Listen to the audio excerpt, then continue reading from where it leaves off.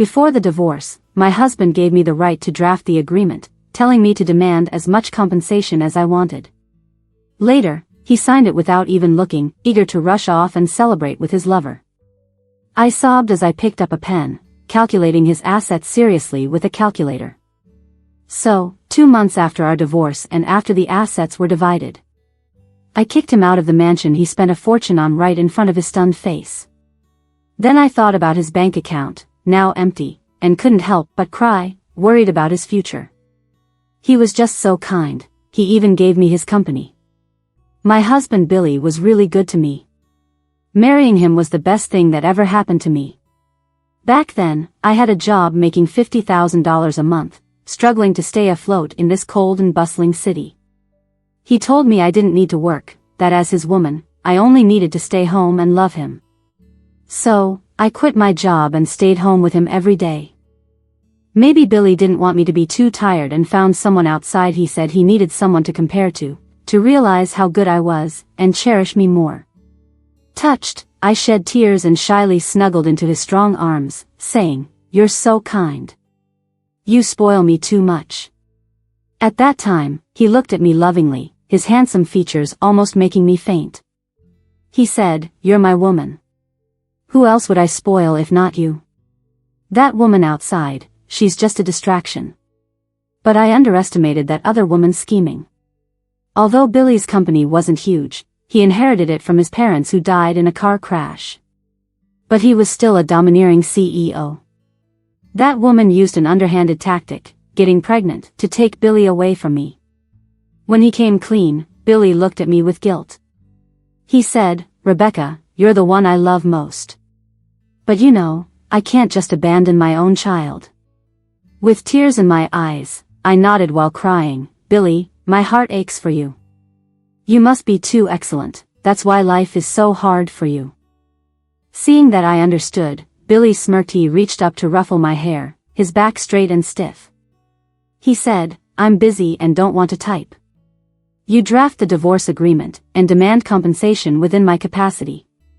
After all, I owe you in this life." "No lawyer?" I asked with teary eyes. Billy's brows furrowed tightly. "Do we really need a lawyer between us? Can you not cause trouble for me, please?" I knew Billy hated complications and preferred playing mobile games.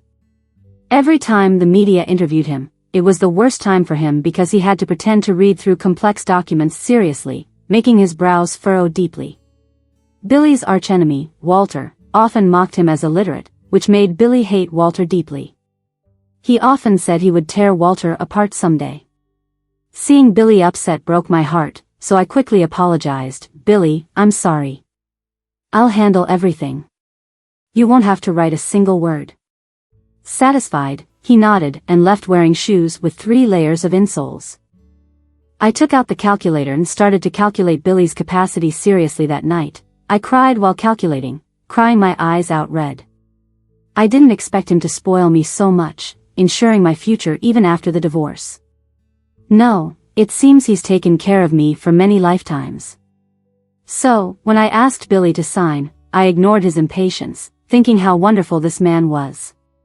Thinking this, tears fell from my eyes. "What's wrong now?"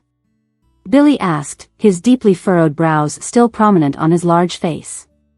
"Billy, you treated me so well before. You spoiled me, silly. The thought of losing such a good man is suffocating." Hearing this, Billy's brows relaxed a bit. He smiled, his voice magnetic and bubbly. "I can't help it with you. It's okay, even after the divorce, you can come by sometimes and see me from a distance. Once a month."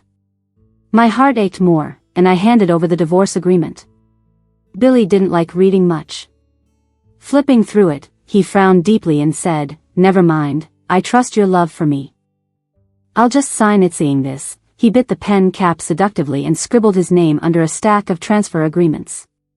During the month-long cooling-off period, I didn't see Billy at all. I found out from the taunting texts sent by that woman that they were vacationing at the beach. After finalizing the divorce, Billy didn't even glance back. I clutched his hand, begging him to stay with me one last night. Just one night, to leave us with a beautiful memory. Billy angrily refused. Rebecca, I was generous enough to let you see me once a month. How can you be so selfish? I'm not just yours, many people need me.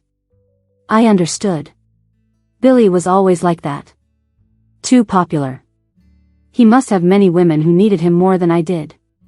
Noticing my devastated expression, he softened his tone. Go home early and get your things packed. He's always like this. He just doesn't get it. His kindness is like the deepest cut to me. I cried all the way home and started packing up Billy's stuff in silence.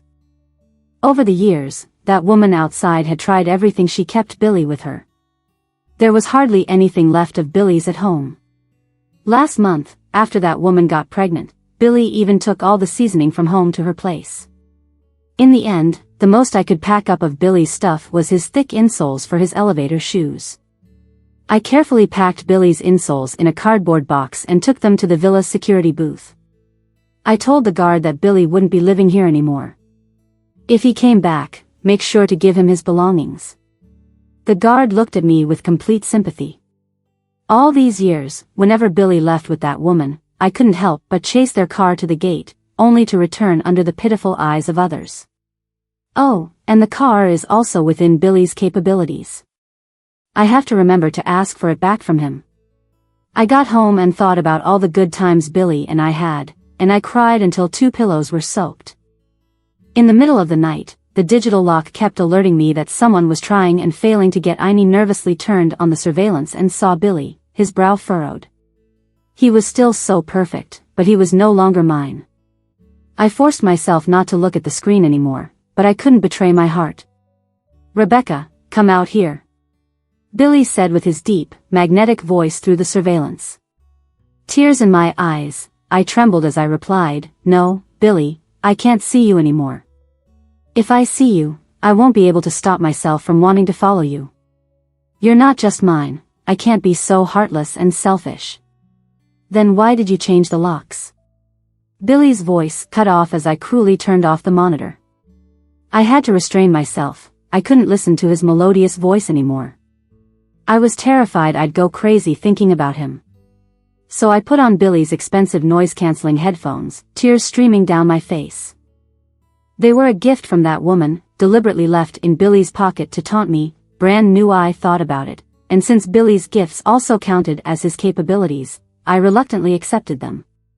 That night, I slept well. Until I woke up and the security told me my husband had been pounding on the door, yelling till his voice went hoarse before leaving. At that moment, my heart ached. I held my mouth and ordered throat lozenges for Billy's place. After all, I had transferred all our money to my own account, leaving Billy's balance at 0. If he ruined his beautiful voice because of me, I'd never forgive myself. Finally, I showed the security guard our divorce certificate and left. His eyes were full of sympathy as he assured me that he and all the other guards supported me.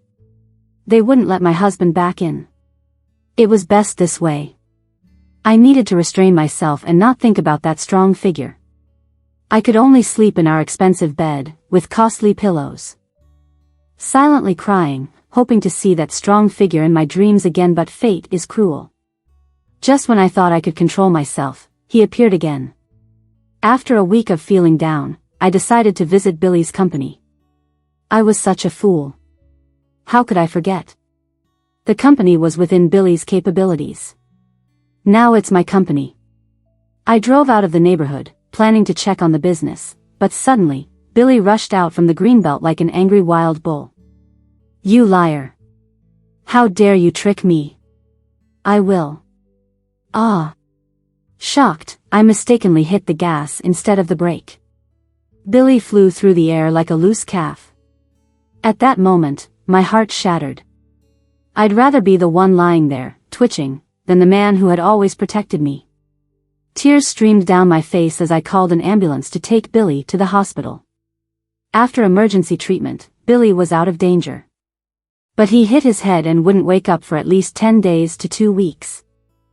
That woman arrived at the hospital that afternoon, heavily pregnant, trying to grab my hair and scream at me, Rebecca, you bitch. Stealing Billy's money isn't enough? You want to kill him too? He doesn't love you. Is this your revenge?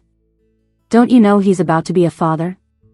Her screams drew a lot of attention from passers-by. All I could do was sob quietly, unable to defend myself. Billy was right. I was a spoiled fool, clueless about handling the world's cruelty without him. All I could do was cry and apologize. I'm sorry. I don't know how to make it up to you, but Billy and I divorced half a month ago. I gave him to you. For the sake of you and your unborn baby, I stayed away.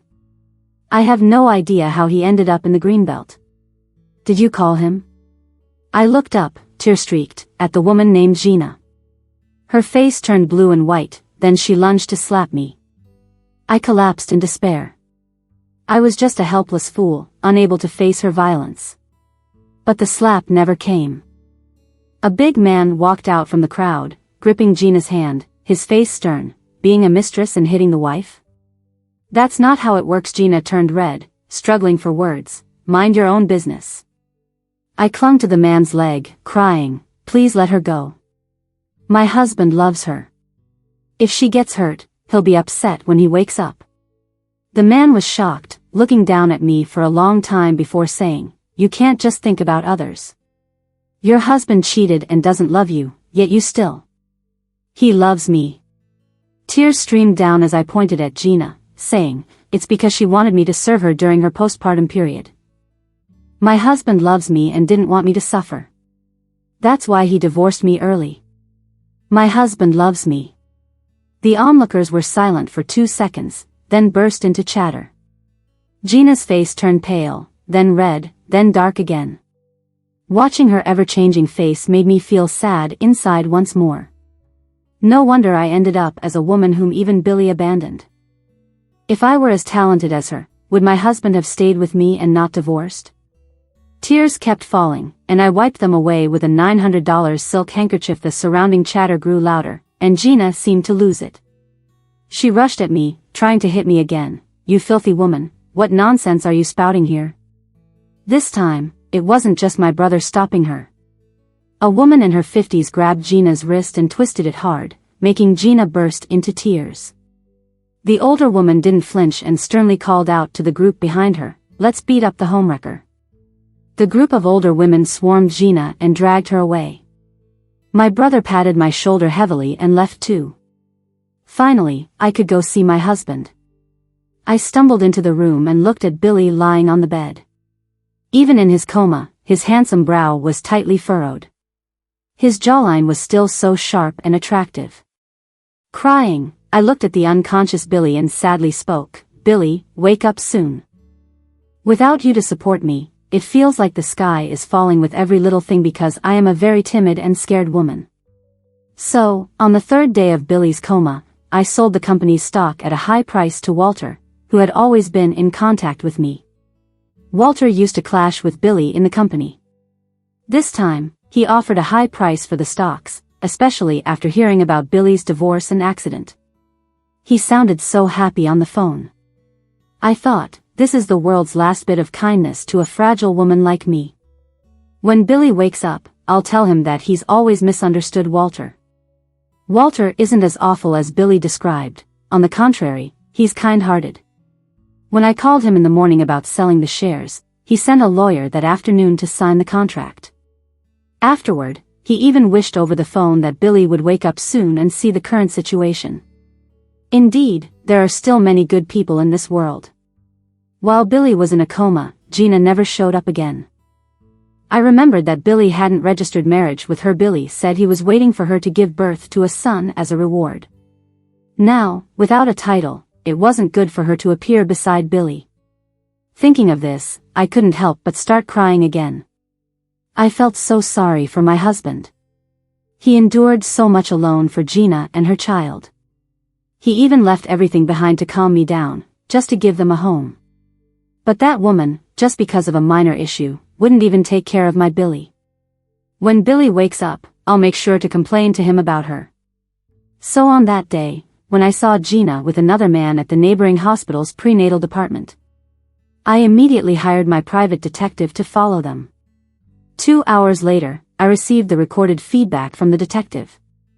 The man's voice in the recording sounded familiar, playfully teasing Gina. You just don't care about him? He's gotten divorced for you, and you don't even act a bit. He's half dead lying there. If I visit him, he won't even know when he wakes up. I'll just say it's Rebecca, his ex, who stopped me from visiting. Billy really got screwed meeting you. The man's voice came again. Now he has to sell the company and take care of your kid. He laughed as if he was very pleased with himself. As if it's not your kid. You know better than anyone else whose child it is, don't you? Gina chided coquettishly. Then it turned into flirtatious banter. Holding the still-playing recording on my increasingly yellowing phone, I felt like I was falling into an ice hole. I turned slowly and looked at Billy, who had recently gained some consciousness. Oh God, you have no idea how much I pity this man. When he wakes up, if he learns the truth, how much more will he suffer? Thinking of Gina's smug face and Billy's loving gaze towards her, I made a secret decision. Billy once told me that to love someone meant to love that person completely, without caring about any additional factors. When you truly love someone, even a punch feels like a love tap. That's the purest love Billy used to demand I love him that way, and now he loves Gina the same. As for the child, it's just an additional factor, right? Maybe after it's born and raised for decades, it will feel like it's our own. I've decided to keep the fact that the child isn't Billy's a secret for Gina. I really, really love him. Loving someone means enduring everything for them. In the first half of his life, Billy suffered too much due to his excellence and prominence. I hope he can always be a simple, happy little man. Just as Gina suggested, when Billy woke up, she came. At that moment, I was talking to Billy about the company. Gina rushed in, crying, and pushed me aside. She fell onto Billy, crying and complaining that I wouldn't let her see him. She was so worried these days it was killing her. I was shoved aside and stood there coldly, watching her put on her act. Thinking about her flirty words from the recording with that man, the image of Billy's head in my mind just kept getting greener. I couldn't help but feel even more pity for this poor man. So I spoke considerately. Billy, I've already sold the company. You don't have to worry about it anymore. From now on, you can stay at home and become the house husband you've always wanted to be. Once, when Billy went to work, I stayed home as a full-time housewife. He told me more than once, you don't know how much I envy you for being a housewife. The pressure of earning money outside is killing me. You just need to clean up and arrange some flowers at home. He also said, you don't know how many people dream of a life like yours. Even I envy you to death. Of course, what I envy most about you is that you get to be my wife. It's a shame I can't marry myself, and men naturally bear heavier responsibilities in this world. You wouldn't understand even if I told you. His words made my heart sweet, and I admired him even more. Indeed, he saved the best for me. With such a loving husband, I was the happiest woman in the world. But now, when I happily told Billy that he could stay home and clean up and arrange flowers, his face twisted in anger. Who gave you the right to touch my company? He said, panting on the bed, trying to get up and hit me despite Gina's attempts to stop him. I fearfully took 2 steps back and leaned against the corner, timidly replying, Billy, you gave me the company as compensation. It's mine now. No, it's Walter's now. Billy was flipping through his phone contacts, trying to redeem the stock. When he heard I sold it to Walter, his eyes rolled back, and he fainted. Billy fainted from rage. When the doctor revived him, he was furious. He already hurt his head. His body is very fragile, and you keep agitating his mental state. Are you trying to kill him intentionally? Gina and I stood there, one on each side, unable to say a word under the doctor's scolding until he scanned both of us and asked, which one of you is the patient's family member? I instinctively raised my hand and awkwardly put it down. I'm his ex-wife. We divorced last month. This is his new wife, 8 months pregnant, but they haven't registered yet. The doctor's eyes instantly changed, becoming even a bit solemn. After scanning between Gina and me a few more times, he called Gina over and explained some post-surgery recovery points for Billy before turning and leaving. After the doctor left, Gina immediately approached me with malice. Rebecca, you said that on purpose, didn't you? You wanted to embarrass me. Her voice was extremely sharp, just as the door opened. We turned to look at the ajar door and saw the doctor who had just left crouching there with his ear to the door. Gina and I went silent. After leaving the hospital, I decided to move on and completely sever ties with my husband. No, my ex-husband. Even if I loved him with all my heart in the first half of my life, I still had to start a new life. But fate wasn't kind to me. On the 15th day after I sold the villa and decided to travel, Billy was discharged. He returned to the villa with Gina, only to find its new owner. Billy started searching everywhere for me, but I had already changed my contact info to avoid being drawn back to him. Eventually, Billy contacted me through an online account. He coldly ordered me to return and meet him right away. But Billy, I can't. If I see you, I'll fall deeply in love with you again. You're another woman's now. I can't be that selfish person. I blocked him, crying. To mend my broken heart, I hired 3 clear-eyed college guys to accompany me, paying each of them 10 grand a month.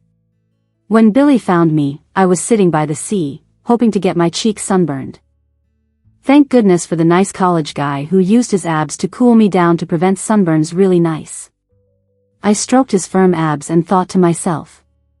But unfortunately, I've already loved my husband. This life, I can't love anyone else but him. The permanent scar left by this intense love made me lose the ability to love. All I know to do is use money to fill my inner void.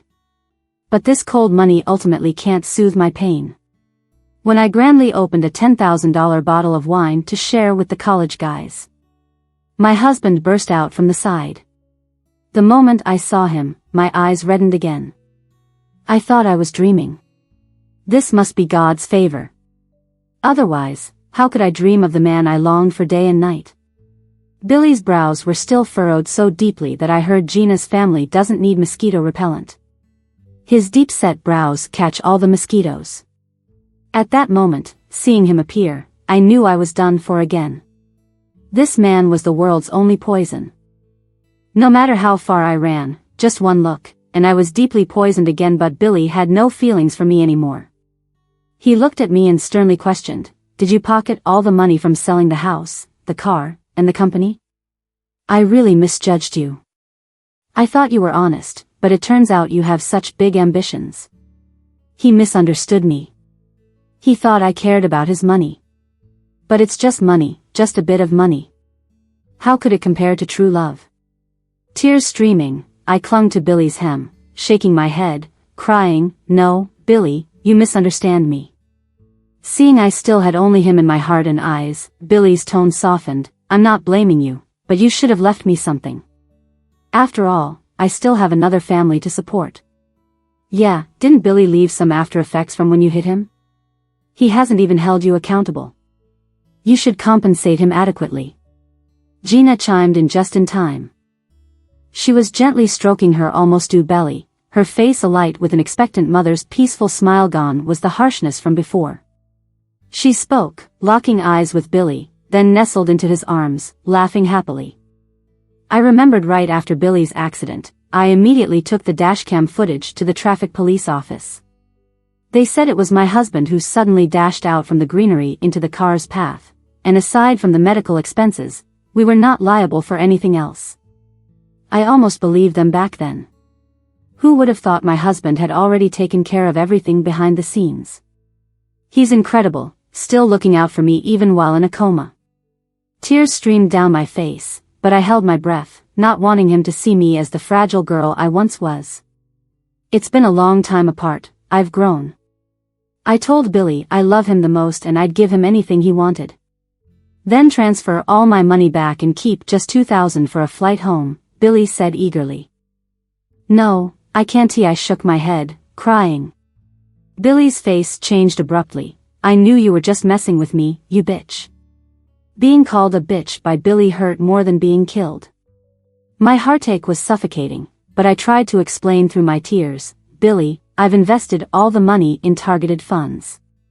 They won't mature for 180 days. I saved that money for you. It's so painful that you misunderstand me like this." 180 days? Billy and Gina's faces both fell. Especially Gina.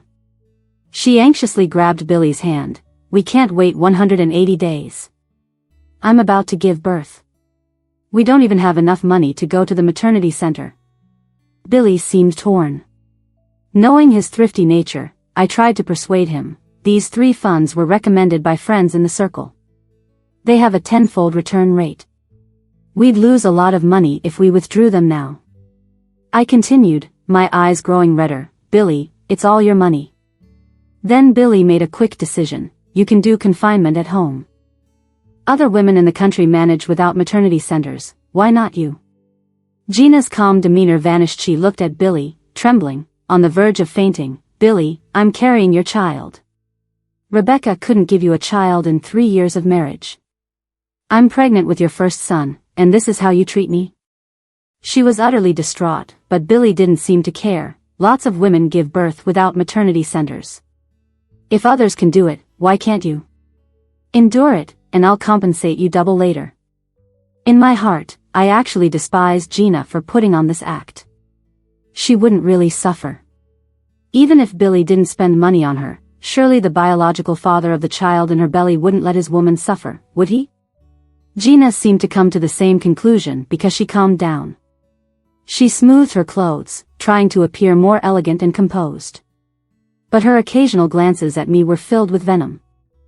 Billy, of course, I won't make things difficult for you, she said softly to my husband, but then turned to me. It's just that I'll need someone to care for me during my confinement. You should bring her here to serve me, so no one's hurt. Sure, Billy agreed without even glancing at me. So, with tears in my eyes, I bid farewell to 3 male college students and went back to Billy and Gina's place. I thought I would go to the spacious downtown apartment Billy had given Gina before. But when I arrived at their current place, I was stunned. The spacious apartment had turned into an old, mostly abandoned neighborhood. The security situation was terrible, and amenities like water, electricity, and gas were far from complete. Even the interior walls were mostly peeling. Mold covered large areas of the ceiling. After just a short time inside, I felt completely unwell. Gina noticed my discomfort and sneered, "Thanks to you, this is the kind of life my husband and I are living now." What are you saying? Rebecca didn't do it on purpose. To my surprise, Billy was the first to defend me at that moment. He pulled me over, frowning deeply at Gina's criticism. Sure enough, he remembered his promise to me. When I was in danger, he still came to protect me first. But as soon as he finished speaking to Gina, Billy turned to me.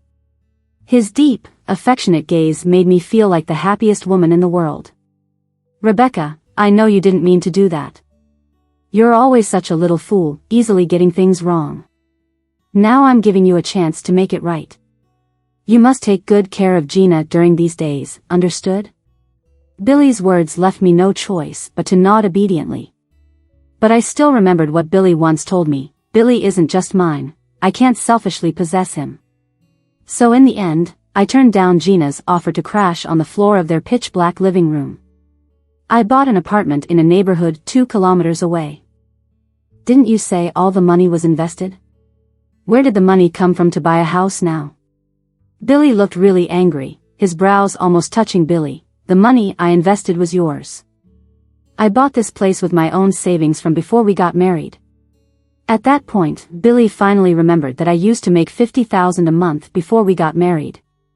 It's normal to have saved some money over the years. He let go of my hand, looking conflicted, and didn't say anything for a long time.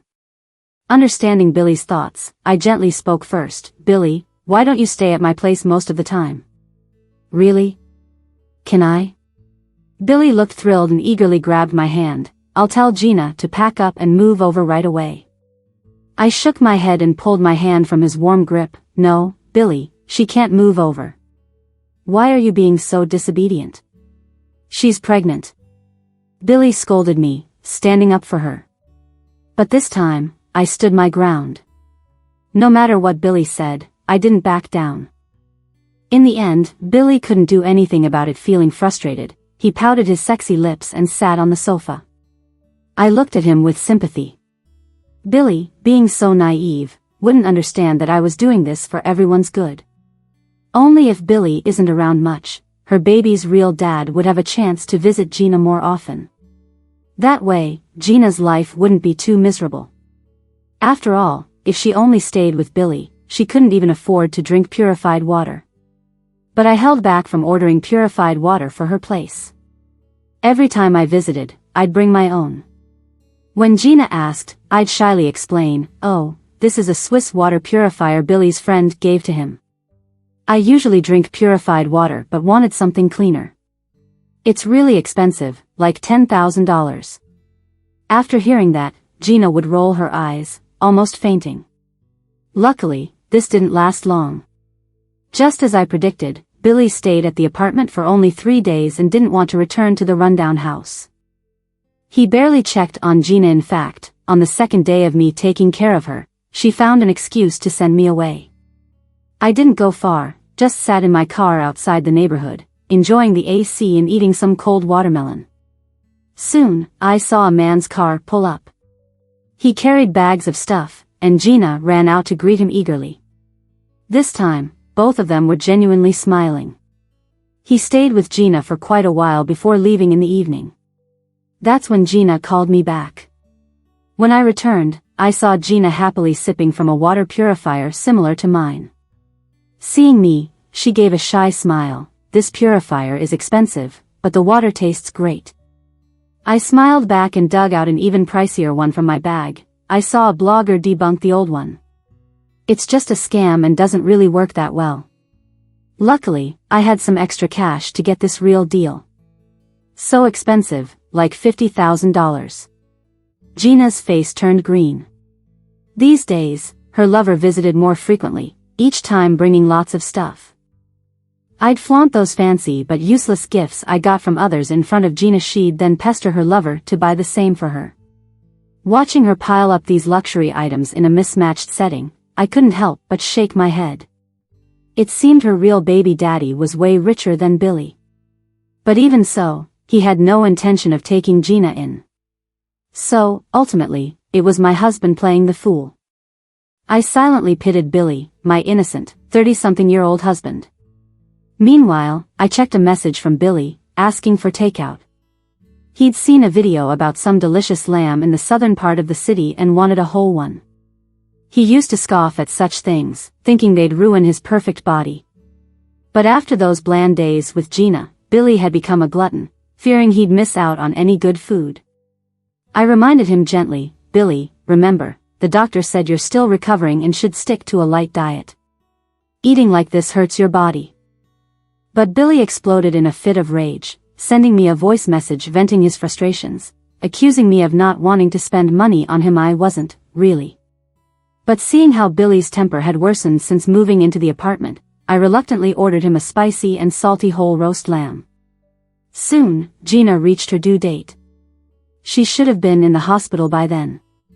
But Billy, without insurance to cover her, insisted she wait 2 more days, telling her to estimate and call him 3 hours before giving birth. Gina's face turned extremely sour. She wanted to say more, but Billy didn't give her the chance and walked away. 7. He was in a rush to get back and enjoy the AC. I watched his somewhat bloated figure slowly disappear from view. He used to care a lot about the baby in Gina's belly, even though it wasn't his. But recently, he seemed to be getting more and more intolerant of the heat. He couldn't stand outdoors for more than a few minutes. Called over by Gina from the other side of the apartment, just standing for a few words made his lips go pale and sweat poured down his face. Gina was clearly disheartened by Billy. A strong look of hatred appeared on her face. She turned around, saw me still standing nearby, and suddenly shouted, "What are you looking at? It's none of your business, get lost." A woman at full term, telling the only person who could stay with her to leave. It was obvious who would come next. Gina seemed to realize that Billy would no longer care about her, so she decided to stop pretending and left this small apartment. With just a phone call, that man quickly came to pick her up. As he walked in, he bumped into me on my way out. He didn't look awkward at all. Instead, he warmly greeted me, "Miss Rebecca, you know what you can and can't say, right?" I had always found his voice familiar. When he said Miss Rebecca, it sent chills down my spine. I finally remembered where I had heard that voice before. It was Walter, the guy who was always at odds with Billy and had frequently called me about acquiring company stocks. He was now standing in front of me, holding the very pregnant Gina, smiling at me. Miss Rebecca has always been a smart person. She knows what decisions are mutually beneficial. I didn't understand their words, so I could only tear up quietly. How can you treat my husband like this? Rebecca, stop pretending, Gina suddenly sneered and said coldly to me. You're terrible at playing dumb. She continued, someone as greedy as you can't really hide it.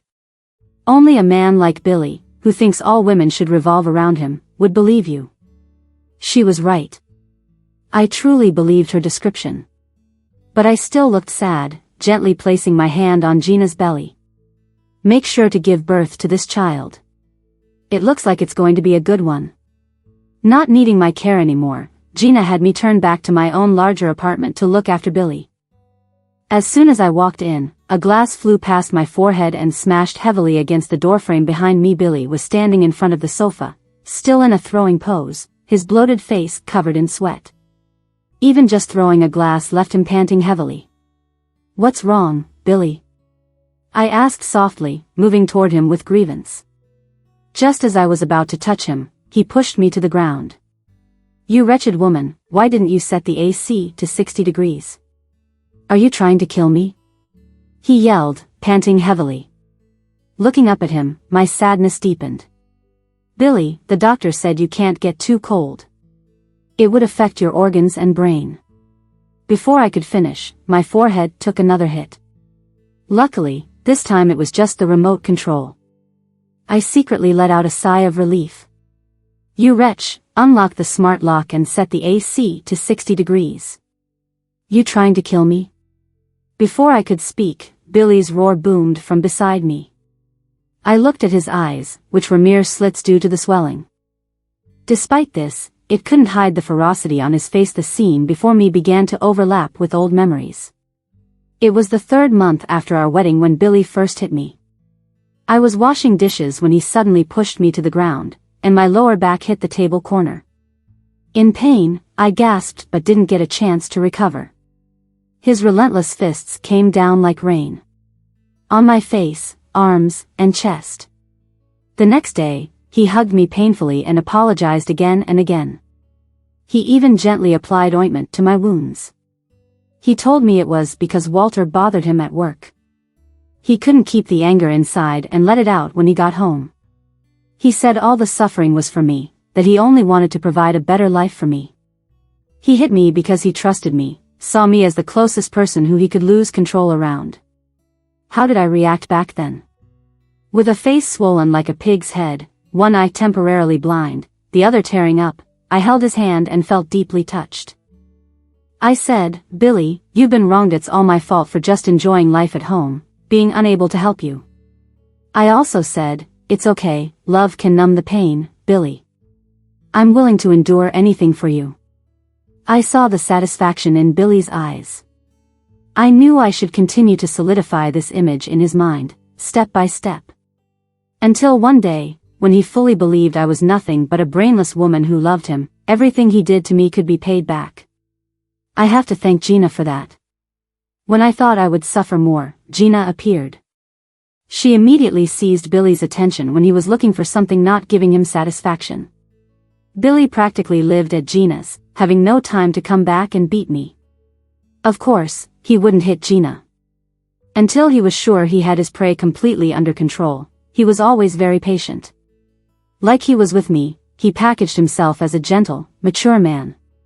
Step by step, he lured me into giving up my social life, job, and even contact with family. Before I knew it, he was my whole world, and then he treated me as his personal punching bag without any hesitation. Thankfully, this kind of life was nearing its end. I looked at Billy's unhealthy yellowish complexion and smiled slightly when he couldn't see me. The opportunity came quickly.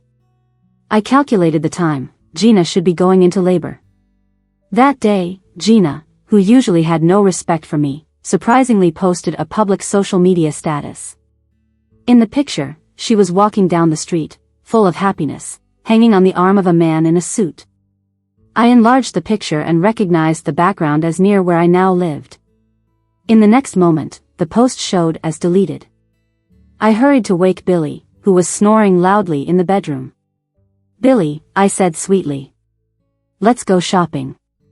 I miss you in those designer clothes so much." Billy was woken up by me, and was about to grumble about getting up. But when he heard I was going to buy him some high-end brands, he gulped twice and got out of bed. While putting on his clothes, I noticed him squeezing his somewhat swollen legs into his suit pants. He couldn't help but mutter to himself, "No way, have I gained this much weight recently?" When he buckled his belt on the last hole, he clearly felt something was wrong. Just as Billy was about to say something, I stepped forward, took his hand, and smiled sweetly with adoration in my eyes. "Billy, you look so handsome." Billy calmed down immediately, curling his lips into his usual mix of cool indifference and disdain, and said with a chilling smile, "Let's go to the mall." On the way, I deliberately drove slowly and subtly turned up the car's air conditioning. Billy started to get irritable. When the car finally parked on the mall's basement level, he jumped out drenched in sweat and rushed inside. I knew he wanted to find an air-conditioned place, but today, that place was far from peaceful. Chasing after Billy to the entrance, I saw a crowd in front of us. A few older women were gossiping, and I vaguely heard something about a pregnant woman's water breaking while shopping. Then I saw Walter holding Gina amid the crowd. "Make way, her water broke," Walter yelled to the people blocking the door. When Billy realized it was Gina, his steps abruptly halted. Their eyes met, and for about 2 seconds, time seemed to stand still. Suddenly, Walter grinned, looked at Billy across the crowd and sneered, "So you found out, huh? Too bad, I was planning to have you raise my kid for a few years." The anxious thought that just rose in Billy's mind was suddenly confirmed. His expression turned ferocious, and he charged at Walter and Gina like a madman. Amidst the chaos, someone pushed him. Billy's swollen body fell to the ground, caught in amazement on his sallow face. He struggled but couldn't get up. The crowd continued to buzz and chatter. Walter, still holding Gina, strode past Billy, giving him a mocking smile. Billy's eyes widened, his limbs twitched on the ground, but he couldn't move further. Billy. After some moments, having processed everything, I rushed to him, filled with sorrow. I knelt by his side, tears streaming down my face as I shook him, feeling utterly lost. Billy, dizzy from my shaking, stared at me with wide eyes, forcing out a sound from his throat.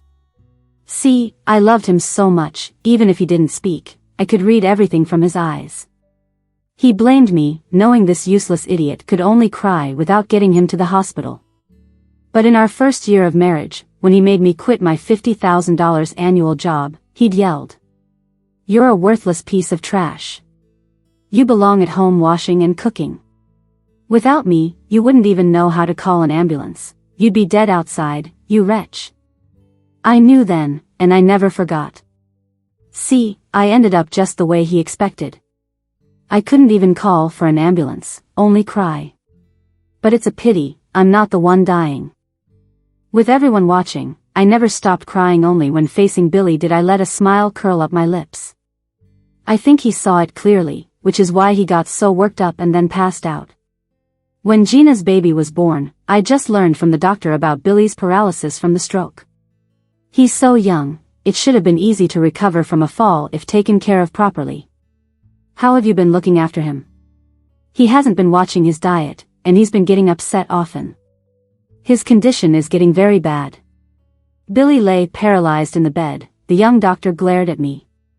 I just nodded obediently. Before he could speak further, I softly said, "I'm his ex-wife." The doctor shut up. Once everyone left the room, I moved closer to Billy. He had opened his eyes at some point. For the first time, fear was in his gaze. "Billy, look at you, not taking care of yourself, and now you're exhausted. But it's okay, I understand. After all, you belong to so many people. You've got to look after each of them well. It must be tough. At least now, you can rest for the rest of your life." I spoke gently, grinning widely. Billy's face grew more desperate, his eyes nearly spitting fire. Drool dripped steadily from his twisted mouth, as if he tried to spit at me. I ignored it all and thoughtfully wiped his mouth with a tissue. You can't get upset anymore, Billy. Getting this way could lead to sudden death. I said, taking out my phone, enlarging a picture on the screen, and placing it close to Billy's face. It was Gina's latest post. Look, Billy, he almost became your son. I laughed as I shoved the image in his face. Billy tried to avoid it. I held his head and forcibly opened his eyes for him to see. I said, you're such a fool. If you hadn't made a fuss, at least you could have had an heir, even if he wasn't yours. Now, you can't father any more children. Billy, your line ends here. I laughed, worried he might not believe me, pulling out my phone and playing the recording of Walter and Gina from before. After a few replays, Billy finally broke down, opening his mouth wide and crying meaninglessly. I stood up, still smiling, walked towards the door, looking back one last time. Billy, you once said I was worthless. But now, it's clear, we're all happy, and only you've become worthless. I said, emphasizing each word as I drew out the last sentence. No one will ever want you, a worthless person, and your existence is just a waste of air. By the way, I'll make sure everyone in your old circle knows about your betrayal and abandonment. By then, everyone will remember the joke you're making now. You'll always be the topic of conversation.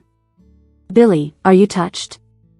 I turned around and closed the door, leaving Billy's meaningless wailing behind me. The old nurse who used to look at him with sympathy had been replaced. The new one, as soon as she came in, gave him a kick and said, "What's all this noise, you piece of trash?" I smiled again. Looks like everyone will have a good ending. Billy died. I can't say if it was because he was too mad or just didn't want to live anymore. Either way, he died. The hospital contacted Gina, but she hung up on them. Billy had played her, saying he wouldn't marry her until she had his baby. So, Gina felt she had no obligation to take care of him at the hospital. Billy's parents had died early. The relatives and friends who used to surround him completely cut ties when he fell on hard times. In the end, the hospital called me. I pretended to be sad and sighed about life. After I had heard enough about his miserable death, I hung up the phone, satisfied. Before heading back to the conference room, the HR in front of me was still picking at my resume. I knew that in a fast-paced city like this, a 3-year gap in work history was a big problem. But luckily, I wasn't short on cash. I could take my time finding a job. I didn't even need to work, it would just make my days a bit boring. Right now, you could say I'm filthy rich. Single, beautiful, wealthy, and my ex-husband just died. Life couldn't be better. Seeing the $7 million transfer from Walter on my phone made me even happier. Gina's young and naive. All the money Billy spent on her over the years is right here. Can you let her go this once? Walter's message said. And that was the end of it. We each knew what we wanted. I've never been one to meddle. From now on, I'm free as a bird. As for the rumor that someone from Walter's family is planning a big surprise for the two of them, that's their business.